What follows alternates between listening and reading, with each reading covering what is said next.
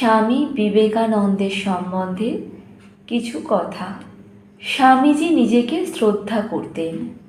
শ্রদ্ধা করতেন নিজের দেশ ও জাতিকে। সঙ্গে সঙ্গে চাইতেন ভারতবর্ষের প্রতিটা মানুষই আত্মমর্যাদাবোধে প্রতিষ্ঠিত হোক। বিদেশে যাওয়ার আগের একটি ঘটনা। আবু রোড স্টেশনে গাড়িতে বসে আছেন স্বামীজি। গাড়ি ছাড়তে তখনও দেরি। গাড়ির কম্পার্টমেন্টে বসেই তাঁর সঙ্গে গল্প করছেন তাঁর এক বাঙালি অনুরাগী। এমন সময় এক ইউরোপিয়ান টিকিট চেকার এসে সেই ভদ্রলোকটিকে নেমে যেতে বললেন। সেই ভদ্রলোকও রেল কর্মচারী। তিনি সাহেবকে বোঝাতে চেষ্টা করলেন যে তিনি নিয়ম বিরুদ্ধ কিছু করেননি। সাহেব তা শুনতেই চাইলেন না। ফলে দুজনের তর্ক বেঁধে গেল। তর্ক যখন বেড়ে উঠেছে তখন স্বামীজি মধ্যস্থতা করবার চেষ্টা করলেন। সাহেব ভাবছিলেন স্বামীজি সামান্য সন্ন্যাসী, তাই তিনি ধমক দিয়ে উঠলেন, তুম কাহে বাত করতে হো। এবার স্বামীজি গর্জে উঠলেন, তুম তুম বলছো কেন? ঠিকমতো ব্যবহার করতে জানো না? তুমি ফার্স্ট ক্লাস আর সেকেন্ড ক্লাসের প্যাসেঞ্জারদের দেখাশোনা করে থাকো আর লোকের সঙ্গে ব্যবহার করতে জানো না? আপ বলছো না কেন? বেগতিক দেখে সাহেব এবার ইংরাজিতে বললেন, দুঃখিত, আমি এই ভাষাটা ভালো জানি না। আমি শুধু ওই লোকটাকে I only wanted this man. স্বামীজির আর সহ্য হলো না।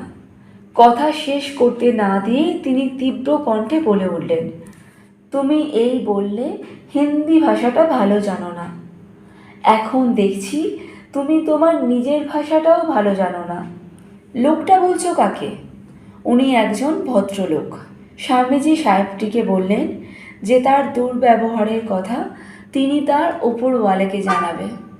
ভয় পেয়ে সাহেবটি তখন সুরসুর করে সরে গেলেন। চারদিক তখন ভিড় জমে গেছে। স্বামীজির সঙ্গে ওই বাঙালি ভদ্রলোক ছাড়াও ছিলেন মুন্সি জগমোহন লাল। সাহেব চলে গেলে পরে জগমোহন লালের দিকে ফিরে স্বামীজি বললেন, ইউরোপীয়দের সঙ্গে ব্যবহার করতে গেলে আমাদের কী চাই দেখছো? এই আত্মসম্মান জ্ঞান। আমরা কে কী দরের লোক না বুঝে ব্যবহার করাতেই লোক আমাদের ঘাড়ে চড়তে চায়। অন্যের নিকট নিজেদের মর্যাদা বজায় রাখা যায়। তা না হলেই তারা আমাদের তুচ্ছ তাচ্ছিল্য ও অপমান করে। এতে দুর্নীতির প্রশ্রয় দেয়া হয়। শিক্ষা ও সভ্যতায় হিন্দুরা জগতের কোনো জাতির চেয়ে হীন নয়, কিন্তু তারা নিজেদের হীন মনে করে বলেই একটা সামান্য বিদেশিও আমাদের লাথি ঝাঁটা মারে, আর আমরা চুপ করে তা হজম করি। ভারতবর্ষের মানুষকে স্বামীজি শিখিয়েছিলেন নিজের দেশ ও সংস্কৃতিকে কিভাবে শ্রদ্ধা করতে হয়। বিদেশে পাশ্চাত্য সভ্যতার বৈভবের মুখোমুখি দাঁড়িয়ে তার মনে কোনো হীনমন্যতার বোধ জেগে ওঠেনি, কারণ তিনি অনুভব করেছিলেন জগতের জন্য পাশ্চাত্যের জড় সভ্যতার চেয়ে ভারতের অধ্যাত্ম সভ্যতার প্রয়োজন কোনো অংশে কম নয়, বরং বেশি। তাই ভারতীয় সংস্কৃতি ও ঐতিহ্যের মহিমা তিনি ঘোষণা করেছেন সগর্বে উচ্চৈঃস্বরে দৃঢ় প্রত্যয়ের সঙ্গে। তাঁর ওই দৃঢ় প্রত্যয় ও সাহসী মনোভাবের জন্যই পাশ্চাত্যের হাজার হাজার মানুষ ভারত ও ভারতীয় সভ্যতার প্রতি শ্রদ্ধাশীল হয়ে উঠেছিল। ধর্ম মহাসভায় বিশ্ববাসীর কাছে কোন রূপে তিনি প্রতিভাত হয়েছিলেন তার নমুনা হিসাবে উপস্থিত করা যেতে পারে অ্যানি বেসান্তের বর্ণনা।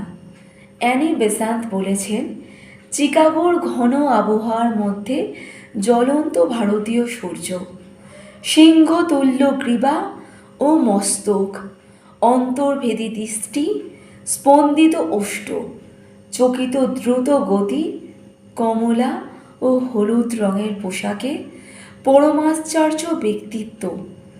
স্বামী বিবেকানন্দের সম্বন্ধে আমার প্রথম প্রতিক্রিয়ার রূপ এই।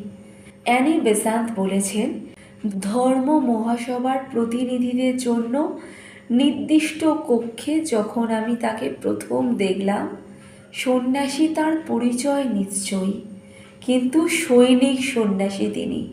প্রথম দর্শনে বরং সন্ন্যাসীর চেয়ে সৈনিকই বেশি মনে হয়। মঞ্চ থেকে এখন নেমে এসেছেন। দেশ ও জাতির গর্ব ফুটে উঠেছে দেহের রেখায় রেখায়। পৃথিবীর প্রাচীনতম ধর্মের প্রতিনিধি পরিবেষ্টিত হয়ে আছেন কৌতূহলী অর্বাচীনদের দ্বারা, যারা কোনো মতেই নিজেদের দাবি ত্যাগে প্রস্তুত নয়, যারা যেন বলতে চায় তিনি যে সুপ্রাচীন ধর্মের প্রতীক পুরুষ। সেই ধর্ম আশেপাশে সমবেত ধর্মসমূহের মহিমার চেয়ে হীনতর। কিন্তু না, তা হবার নয়। ধাবমান ও উদ্ধত পশ্চিম দেশের কাছে ভারত যতক্ষণ তার এই বাণীবহ সন্তান বর্তমান আছে, ততক্ষণ লজ্জিত থাকবে না। ভারতের বাণীকে তিনি বহন করে এনেছেন, ভারতের নামে তিনি দাঁড়িয়েছেন। সকল দেশের মধ্যে রানীর মতো যে দেশ থেকে তিনি এসেছেন, তার মর্যাদার কথা স্মরণ রেখেছিলেন এই চারণ সন্ন্যাসী। প্রাণবন্ত, শক্তিধর, নির্দিষ্ট উদ্দেশ্যে স্থির স্বামী বিবেকানন্দ। পুরুষের মধ্যে পুরুষ, নিজেকে উত্তোলন করার সামর্থ্য সম্পন্ন চরিত্র।